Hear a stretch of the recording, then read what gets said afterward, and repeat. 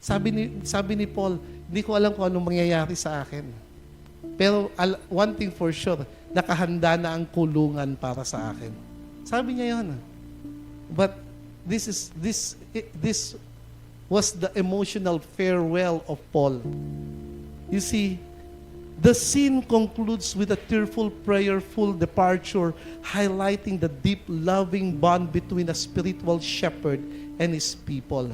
What does it mean? It means this about these things. It means that we should treasure and value the Word of God in our hearts. Anong ibig sabihin nun?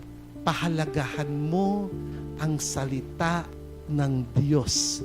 Dahil ang salita ng Diyos ay buhay